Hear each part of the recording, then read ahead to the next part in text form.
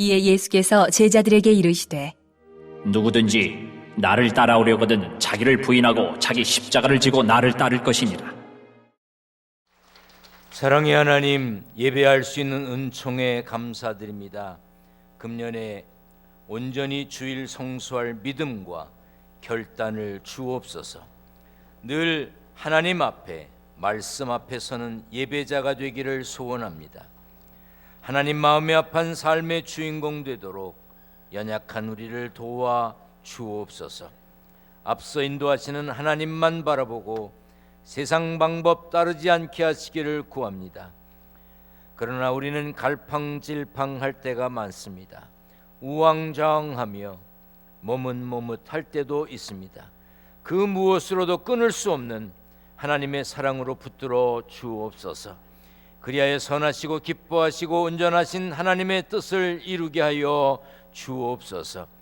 객지, 외국, 군대, 병상에 있는 성도들, 영상과 음성으로 예배에 동참하는 이들 모두 독수리 날개치며 올라감 같은 믿음의 사람으로 살게 하여 주옵소서. 부족한 종이 말씀 전합니다.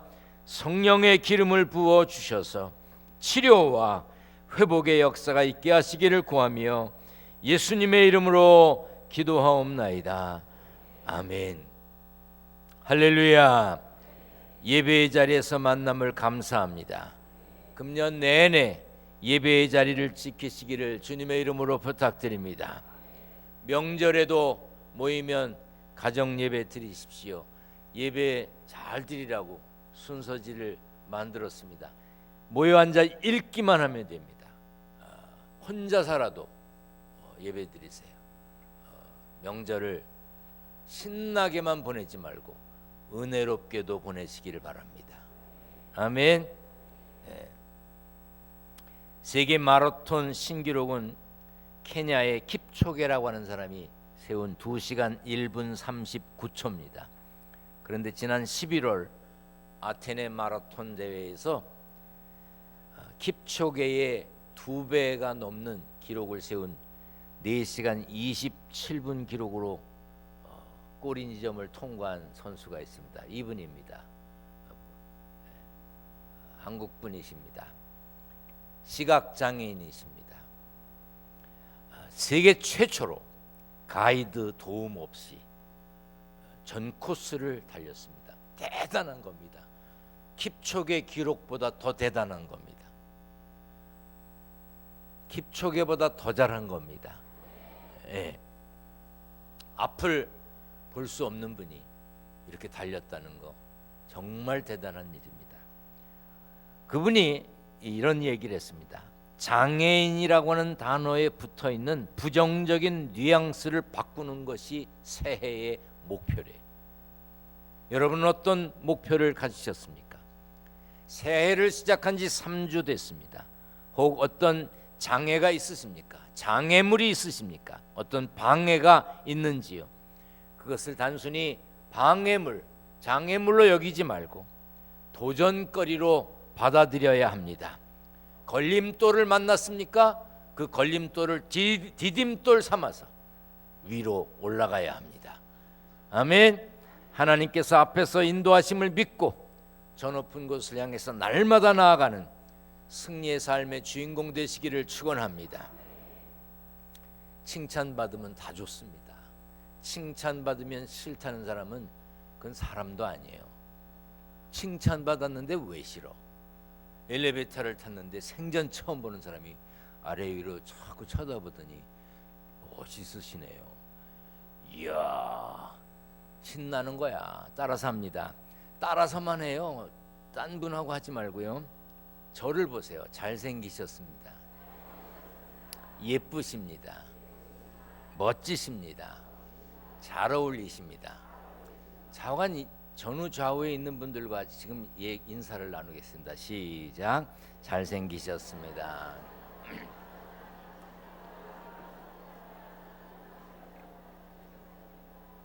반응이 없는 이는 못생긴 거야. 다시 한번 인사합니다. 잘생기셨습니다. 예쁘십니다.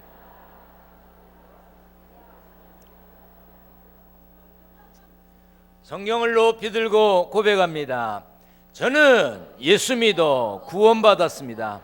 저는 예수 믿어 하나님 자녀 되었습니다. 저는 예수 믿어 천국 백성 되었습니다. 하나님께서 선물로 주신 오늘 하나님 말씀으로 가르침을 받습니다. 눈을 열어 주의 법 안에 있는 놀라운 진리를 보고 깨닫게 하소서.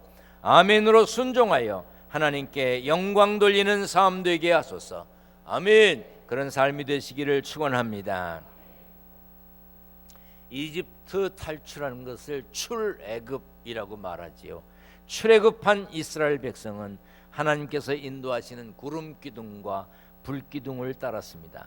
그들은 온전하지 못했습니다. 완벽하지 못했습니다. 하나님의 율법 앞에서 부끄러운 것이 많았습니다. 그럼에도 불구하고 그들은 하나님의 인도하심을 따랐습니다. 하나님은 백성들에게 내가 거룩하니 너희도 거룩하라고 하셨습니다. 성경에서 거룩은 다양한 단어들로 기록되어 있는데 보통 구별하다, 분리하다, 구분하다, 깨끗하게 하다 여러 가지 뜻이 있습니다. 죄악과 부정으로부터 자신을 분리시키고 변화된 상태를 거룩이라고 합니다. 그리고 세상에 속되고 부패한 행실이나 풍습에서 구별되어 하나님의 법대로 살아가는 것을 거룩이라고 말하기도 합니다. 그런데 우리는 우리 스스로 거룩해질 수 없습니다. 다만 예수 그리스도의 십자가로 말미암아 거룩해지고 정결케 될 수 있습니다. 다시 말해 거룩의 완성은 십자가를 통해 가능한 것입니다. 오늘 본문에서 예수님은 우리가 거룩의 완성인 십자가 앞에서 참 제자가 될 것을 명하셨습니다. 그러므로 우리는 십자가 지는 것이 무슨 의미인지, 그 십자가를 통해 주님이 원하시는 것인지, 무엇을 원하시는 것인지 정확히 알아야 합니다. 오늘 본문 앞부분에 베드로가 예수님을 주님으로 고백하는 것이 기록되어 있습니다. 빌립보 가이사랴에서 예수님이 제자들에게 물으셨습니다. 너희는 나를 누구라고 하느냐? 그러자 베드로가 주는 그리스도시요 살아계신 하나님의 아들이시라고 고백했습니다. 그러자 예수님이 복이 있도다 하시면서 이렇게 말씀하셨어요. 다 같이 읽겠습니다. 시작. 내가 천국 열쇠를 내게 주리니 내가 땅에서 무엇이든지 매면 하늘에서도 매일 것이요 내가 땅에서 무엇이든지 풀면 하늘에서도 풀리리라. 그리고 예수님이 십자가의 죽음과 부활에 대해서 처음으로 말씀하셨습니다. 마태복음 16장 21절에 이때로부터 예수 그리스도께서 자기가 예루살렘에 올라가 장로들과 대제사장들과 서기관들에게 많은 고난을 받고 죽임을 당하고 제3일에 살아나야 할 것을 제자들에게 비로소 나타내셨습니다. 이제 예루살렘에 가면 고난을 당할 것이다, 죽을 것이다, 이렇게 이야기를 하고 나니까 베드로가 예수님께 항변을 했습니다. 항변했다는 말은 비난하다, 책망하다, 꾸짖다, 그리고 약간은 대들다는 뜻도 있습니다. 그런데 제자 베드로가 스승인 예수님께 항변을 했어요. 방금 전에 주는 그리스도시요 살아계신 하나님의 아들이라고는 위대한 고백을 했던 베드로가 주여 그리 마옵소서, 이 일이 결코 주께 미치지 아니하리이다. 이런 일이 결코 일어나지 않을 것입니다. 절대로 있을 수 없는 일입니다. 이렇게 말했습니다. 예수님은 십자가의 길을 가게 될 것을 말씀하셨는데 베드로는 그 길을 막으려고 했습니다. 베드로를 포함한 다른 제자들도 예수님이 왕의 자리에 오르실 것이라고 기대했습니다. 예수님이 왕이 되시면 적절한 보상이 주어질 것이라는 예측도 했습니다. 그런데 예수님이 고난당하고 죽임당할 것, 물론 부활을 말씀하셨지만 그 뒤에 부활은 들리지도 않았나 봐요. 죽을 것을 말씀하셨습니다. 그때 베드로는 갖고 있던 기대와 소망이 사라짐을 느꼈을 것입니다. 그래서 절대로 있을 수 없는 일이라고, 그런 일은 생겨서 안 된다고 말했습니다. 그때 예수님이 뭐라 그러셨습니까? 사탄아, 내 뒤로 물러가라. 너는 나를 넘어지게 하는 자로다. 네가 하나님의 일을 생각하지 아니하고 도리어 사람의 일을 생각하는도다. 십자가를 막는 사람, 하나님의 일을 생각하지 않고 사람의 일을 생각하는 사람, 자기 판단을 앞세우는 사람은 사탄의 편에 선 사람과 같습니다. 조금 전에 기독교 역사에 길이 남은 위대한 신앙 고백을 했던 베드로였는데 바로 혹독한 책망을 받습니다. 사탄이라고 하는 소리를 들었어요. 2000년 우리는 앞에 살기를 결단했습니다. 그렇다면 무엇보다도 십자가 앞에 있어야 합니다. 그런데 베드로가 예수님을 막으려 했듯이 우리가 십자가 앞에 있지 못하게, 예수 믿는 사람으로서 십자가 지는 삶을 살지 못하게 막는 사람들이 있습니다. 막는 일이 있어요. 막는 상황이 있습니다. 왜 이렇게 힘들게 예수 믿냐? 쉬엄쉬엄 해. 편하게 예수 믿어. 넌 그걸 뭐려고 하냐? 너 아니라도 그 일 할 사람이 있어. 너무 열내지 마라. 너무 깊이 개입하지 마라. 그만큼 했으면 됐어. 이제 그만해. 이렇게 말하는 사람들이 있습니다. 그럴 때 우리도 예수님이 베드로에게 했던 것처럼 할 수 있어야 됩니다. 그렇다고 그 사람 듣는 데서 사탄아 내 뒤로 물러가라 그랬던 큰일 납니다. 그러면 안 됩니다. 속으로 그렇게 생각하면서 하나님 이 소리에 넘어가지 않게 주옵소서. 넘어가지 말아야 됩니다. 십자가의 길을 방해하고 막아서는 사람의 목소리에 귀를 기울이면 안 됩니다. 십자가의 길은 좁은 길입니다. 외로운 길, 쓸쓸한 길입니다. 좁은 문을 통과해야만 갈 수 있는 길입니다. 그래서 예수님이 이렇게 말씀하셨어요. 다 같이 시작. 좁은 문으로 들어가라. 멸망으로 인도하는 문은 크고 그 길이 넓어 그리로 들어가는 자가 많고 생명으로 인도하는 문은 좁고 길이 협착하여 찾는 자가 적음이라. 생명으로 인도하는 문은 좁고 길이 협착하다고 했습니다. 십자가 앞에 있으려면 오늘 본문 말씀을 마음에 새겨야 합니다. 누구든지예요. 예외가 없습니다. 나를 따라 오려거든 자기를 부인하고 자기를 부정하라는 말입니다. 자기 십자가를 지고 나를 따를 것이니라. 십자가를 진다는 것은, 십자가 앞에 선다는 것은 죽음 앞에 서는 것입니다. 로마 시대의 십자가 형벌은 무시무시한 처형 방법입니다. 십자가에 달린 주 예수는 근육 경련과 질식 현상으로 수시간 내에 혼수 상태에 빠지게 되고 고통스럽게 죽어갑니다. 그래서 십자가형은 극악한 범죄자나 로마 황제의 권위에 도전했던 반역자에게만 적용했습니다. 그런데 예수님은 구원의 길이 되시려고 우리의 죄값을 치르시려고 십자가에 못 박히셨습니다.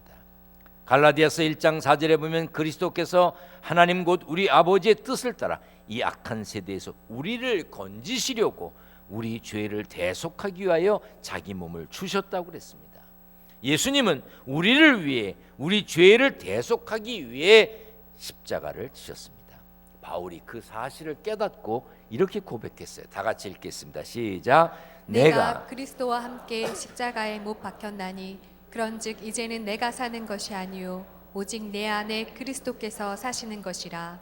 이제 내가 육체 가운데 사는 것은 나를 사랑하사 나를 위하여 자기 자신을 버리신 하나님의 아들을 믿는 믿음 안에서 사는 것이라.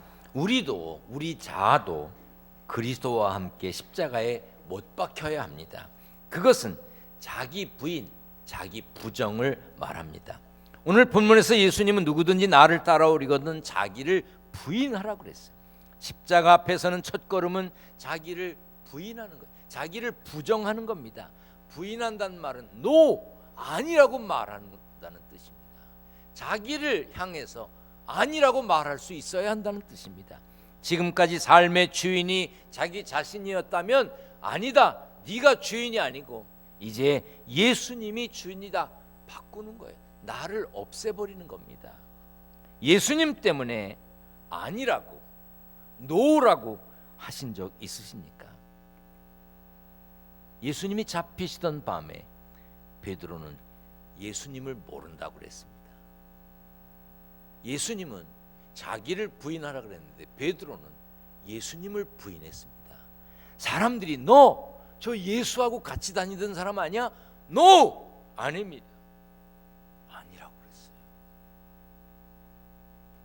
베드로처럼 예수님 모른다고, 예수 믿는 사람 아니라고 안 믿는 척 했던 적은 없으십니까? 교회 가까이 와서는, 교회에 들어와서는 그리스도인인데 교회 밖으로 멀어지면 예수님 모르는 척 살지는 않으셨습니까? 교회에 오면 그리스도인인데 명절에 고향에 가면 예수 믿지 않는 사람처럼 예수님을 향해서 노라고 말하지는 않습니까? 친구들을 만났을 때 예수 안 믿는 척 하지는 않으셨느냐 말입니다. 신학자이며 사회학자인 존 브래들리 쇼우는 당신이 변화와 성장을 원한다면 안녕이라고 말할 줄 알아야 된다. Say goodbye. bye를 해야 된다는 거예요. 변화와 성장을 원한다면 잘못된 길에서 과감히 떠나는 용기, bye, 끝! 할 수 있는 용기가 있어야 한다. 누구든지 예수님을 따라가려거든 자기를 부인하고 자기를 부정하고 십자가를 져야 합니다. 그래서 바울이 형제들아 내가 그리스도 예수 우리 주 안에서 가진 바 너희에 대한 나의 자랑을 두고 단언하노니 나는 날마다 죽노라 했습니다. 그리고 바울은 내가 내 몸을 쳐서 복종하게 한다고 했습니다. 자기 부인은 관계의 단절이며 단절의 선언입니다. 제자들은 배와 금을 부모와 형제를 두고 예수님을 따랐습니다. 그러나 그들이 다 포기하고 다 버리고 예수님 따른 것 같았지만 그렇지 않았습니다. 다 포기하지 않았습니다. 마태복음 18장에 보면 천국에서 누가 더 큰지 그것 가지고 왈가왈부했습니다. 여러분들이 예수 믿는 이유가 뭡니까? 예수 믿음으로 구원받아 하나님의 자녀가 되고 천국 백성이 되고 영원히 사는 것이 신앙생활의 목적입니다. 그런데 어떻습니까? 교회에서 그 사람 이름이 더 자주 불려지던데 그 사람이 나보다 더 윗자리에 앉은 것 같아. 걔가 더 대접받는 것 같아. 예수님의 제자들이 천국에서 누가 큰지를 가지고 왈가왈부 논쟁을 벌였던 것과 무엇이 다르냐 이 말이에요. 우리는 십자가 앞에 매일 날마다 자신을 죽여야 합니다. 날마다 죽는 자신을 죽이는 순교를 해야 합니다. 바울이 그래서 내가 날마다 죽는다 그랬어요. 내가 죽지 않고는 견딜 수가 없으니까, 참을 수가 없으니까. 그렇지 못하면 결국 십자가를 포기하고 내려놓기도 합니다. 요즘 교회에 출석하는 사람들이 작은 어려움을 만나고 조금의 고통을 느끼면 하던 일을 내려놓습니다. 제가 유식하게 하던 일을 내려놓는다고 그랬습니다. 더 쉽게 얘기하면 뭡니까? 때려치는 거예요. 세상에서 제일 간단한 방법, 아니 교회에서 제일 간단한 방법, 일하다가 골치 아프면 때려치는 거예요. 가장 간단합니다. 교회를 옮기거나 기독교를 떠나버립니다. 물론 그들은 참된 성도나 주님의 제자가 아닐 것입니다. 교회 문턱만 밟고 다닌 사람들일 것입니다. 예수님을 끝까지 따라가기 위해서는 때로 십자가를 메고 십자가를 지고 걸어야 합니다. 십자가에서 죽음도 각오해야 합니다. 그 길이 주님 가신 길이고 그런 길을 가는 사람을 가르쳐서 성도라고 말하는 것입니다.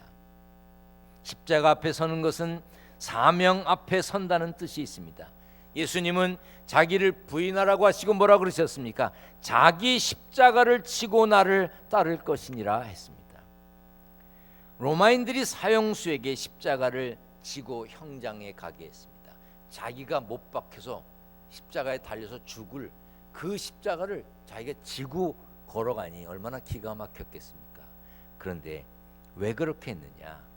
십자가 처형은 로마법을 어기고 황제에게 반역한 죄인들에게 주는 형벌이었는데, 죄수가 자기가 달려 죽을 십자가를 진다는 것은 이제 내가 이때까지 로마법을 어기고 대항했지만 이제 죽을 때만큼은 로마법을 따릅니다 하는 복종의 의미가 담겨 있다는 거예요.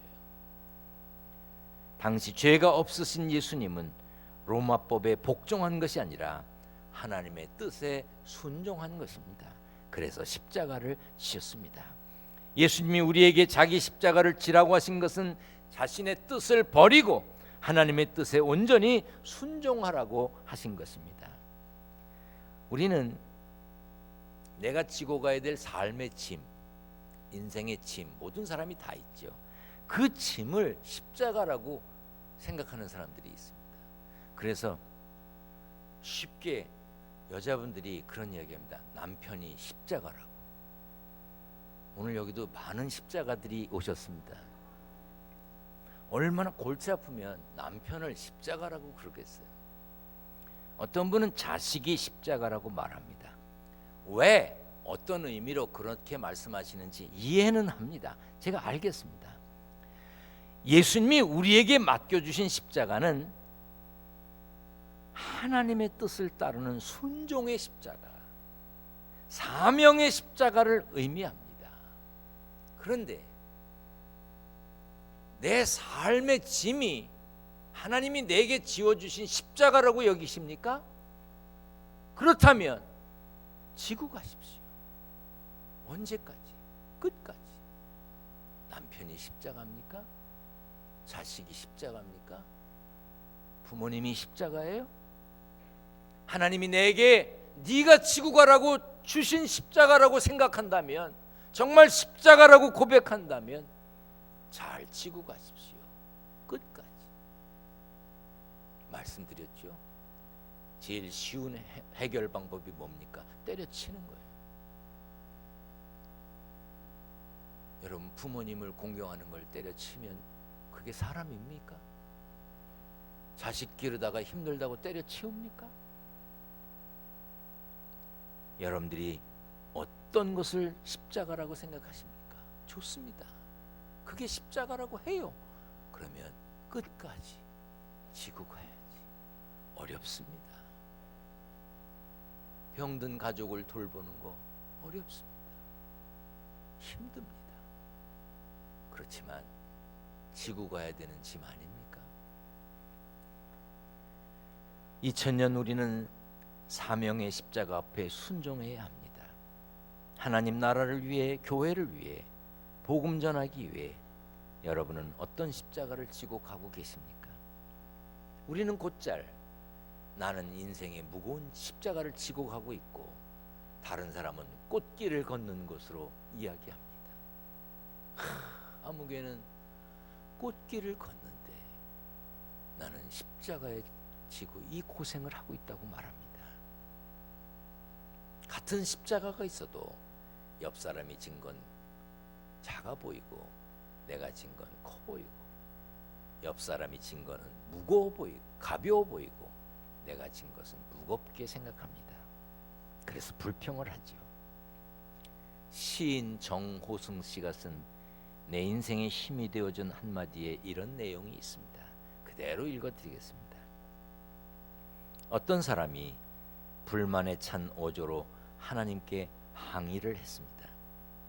어떤 사람은 행복하고 어떤 사람은 불행합니다. 이것은 몹시 불공평합니다. 그래서 하나님은 사람들이 십자가를 지고 가는 길에 그를 데려다 놓으셨습니다. 사람들은 저마다 크고 작은 십자가를 지고 가고 있었습니다.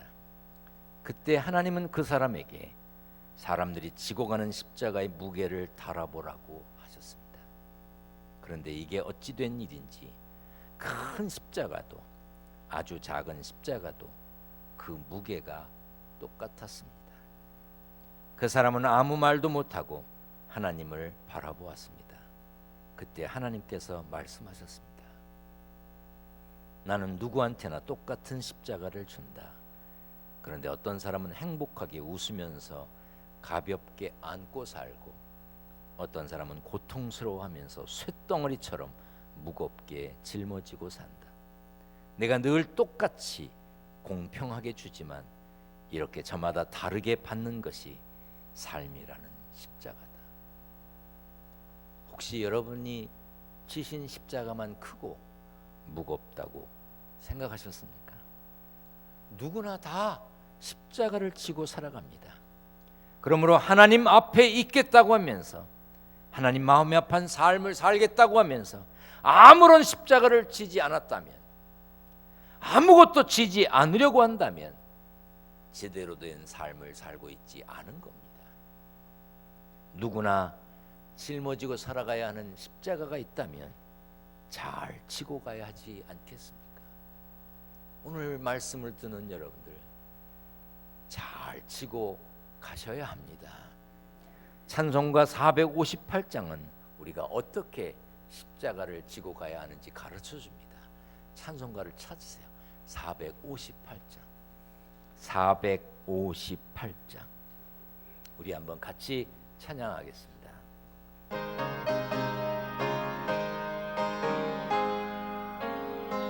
너의 마음에 슬픔이 가득할 때 주가 위로해 주시리라.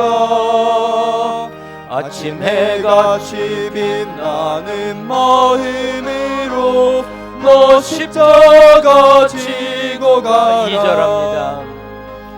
때를 따라서 주시는 은혜로서 가란 심령의 힘을 얻고 주가 언약한 말씀을 기억하고 너 십자가 지고 가라. 3절합니다. 내가 맡은 일 성실히 행할 때에 주님 앞에서 상 받으리. 주가 베푸신 은혜를 감사하며 너 십자가 지고 가라. 어떻게 지고 가야 할까요? 참 기쁜 마음으로 십자가 지고 가라. 내가 기쁘게 십자가 지고 가면 슬픈 마음이 위로받네. 하나님 아버지, 참 기쁜 마음으로 십자가 지고 가라고, 기쁘게 십자가 지고 가면 슬픈 마음이 위로받는다고